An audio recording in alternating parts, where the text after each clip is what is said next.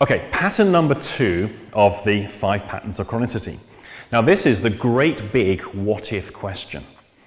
Now, there was something when I used to present workshops in the early days, because of the stuff that I present and the kind of people I present to, there's a lot of contentious stuff.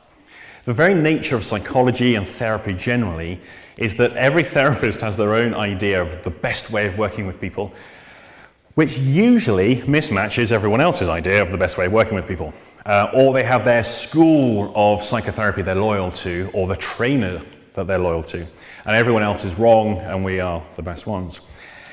So if you develop something new, such as integral eye movement therapy, there will be people that will come along for no other reason than to pick a fight, which is an interesting reason to attend a workshop.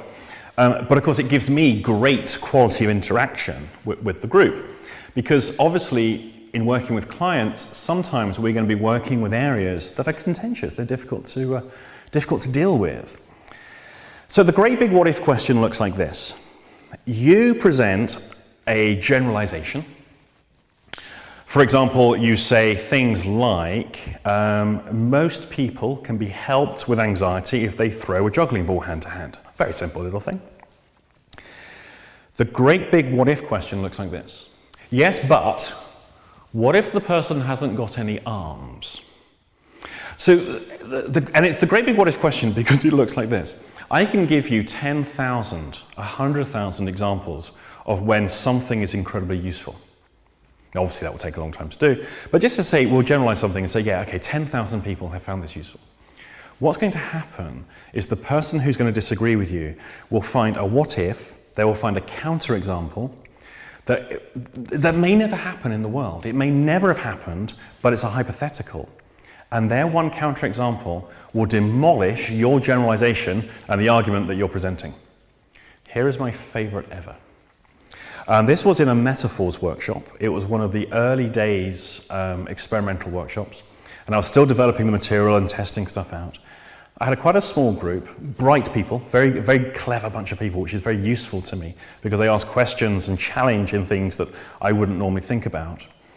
And it's all about metaphors. Now, halfway through the first day, a hand goes up and I say, yes, do you have a question? And she said, yes, I have a question. I said, okay, what is the question? She said, what if? And that's always the sign. It begins with a what if. What if the client with the problem doesn't speak? I said, well, I'd ask them to speak. Yes, but what if they don't? What if they don't speak? I can't work with them because I'm not psychic. Yes, but what if they can't speak because they are non-verbal? Maybe they're deaf. Or they don't have a larynx. I was like, okay, now I've worked with a lot of clients in my time, I have to tell you, and I've never been in that situation ever. And I don't know anyone that has, apart from those that work with the mute and the deaf. She said, yeah, but what if they are? I said, look, if they don't speak, I'm not going to be doing metaphors with them, am I? I'm going to be doing something else, or I'm going to be doing... Yes, but... And she wouldn't let the question go. Yes, but what if?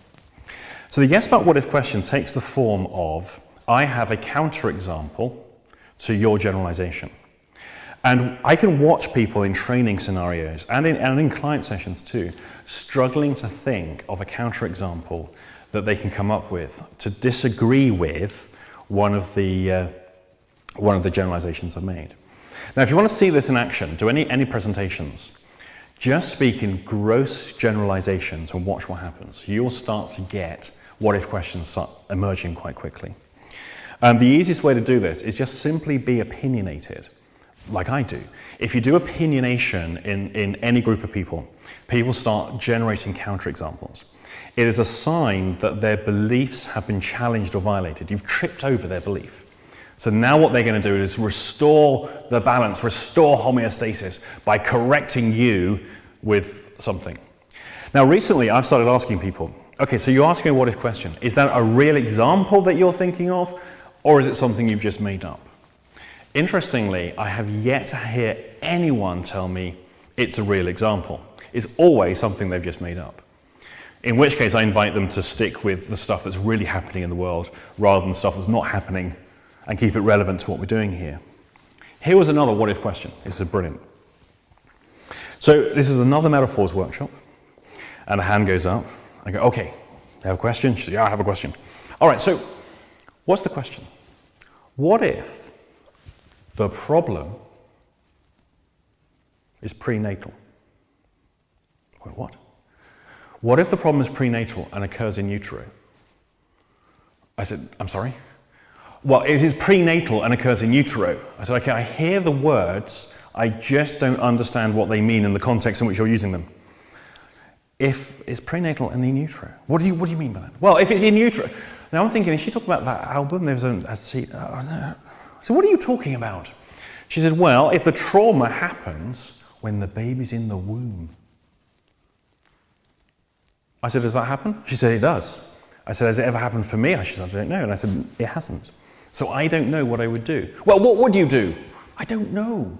Because it's a bit of a leap of faith to be saying your problem began in utero. Now, I was doing a presentation on metaphors, and somehow it gets hijacked and moved to trauma in the developing fetus, which is in no way connected with anything that was happening in that particular experimental workshop or the explorations that we were doing. Now, the reason that people do this is because there's a belief that that has been challenged by the generalization that you come up with. And it's the great big what if question. Now, there's a whole structure around how we work with this and the structure of the great big what if questions. And it's a key part of the IEMT practitioner training. So you want to go on the website and have a look for any of the training courses that are around. There's lots of really good trainers doing these courses now. And see if you want to know more about that. Ask one of the trainers for that. Right, we're going to move on to pattern 3.